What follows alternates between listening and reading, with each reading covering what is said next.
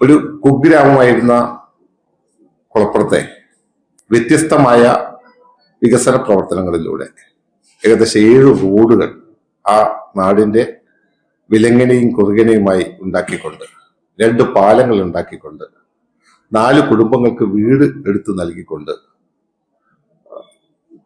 വ്യത്യസ്തമായ വികസന പ്രവർത്തനങ്ങൾ വായനശാല തന്നെ മുന്നിട്ടെടുത്ത് നടപ്പാക്കിയിട്ടുണ്ട്. നാടിന്റെ ഒരു കൂട്ടായ്മയുടെ ഭാഗമായാണ് ഞാൻ നേരത്തെ സൂചിപ്പിച്ച ഫ്ലഡ് ലിറ്റ്. കേരളത്തിൽ ആദ്യം തന്നെ പറയാം, ഒരു സ്ഥാപനത്തിന് സ്വന്തമായി ഒരു ഫ്ലഡ് ലിറ്റ് ഫുട്ബോൾ ഗ്രൗണ്ട് ഉള്ളത് ഞങ്ങൾക്കാണ്.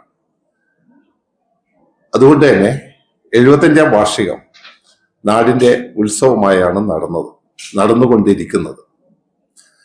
പരിപാടികളെ സംബന്ധിച്ച് എന്നാൽ ഈ 75ാം പരിപാടികളുടെ കാര്യങ്ങൾ വിശദീകരിക്കാനല്ല ഇന്ന് ഈ യോഗം നിങ്ങളൊക്കെ വന്നത്. ഞങ്ങള് ചേയ എന്ന നാടകം അവതരിപ്പിക്കുകയാണ് ഈ ഞായറാഴ്ച. ചേയ നമുക്കറിയാം, ചേയ എന്ന നോവൽ എഴുതിയ പ്രശസ്തനായ നോവലിസ്റ്റ് ശ്രീ ആർ ഉണ്ണിമാധവനാണ് ഇവിടെ തൊട്ടിരിക്കുന്നത്. ഞാൻ വായനശാലയുടെ പ്രസിഡന്റാണ്. വായനശാലയുടെ സെക്രട്ടറി അനീഷാണ്. വായനശാല കമ്മിറ്റി അംഗം രാകേഷ്. ഈ 4 പേരാണ് ഉള്ളത്. ചേയ സ്വാമി ആനന്ദ തീർത്ഥന്റെ ജീവിതകഥയാണ് അവതരിപ്പിച്ചത്. ഉണ്ണിമാഷ് അത് പറയും. അത് രംഗവൽക്കരിക്കുന്ന ഒരു പ്രവർത്തനം.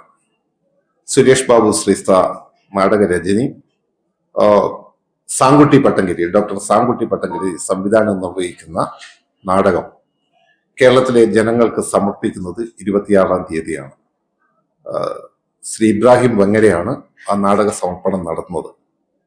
കേരളത്തിലെ സാമൂഹ്യ, രാഷ്ട്രീയ, സാംസ്കാരിക രംഗത്തെ ഒട്ടനവധി പേർ ഈ നാടകം വീക്ഷിക്കുന്നതിന് അവിടെ എത്തിയിട്ടുണ്ട്.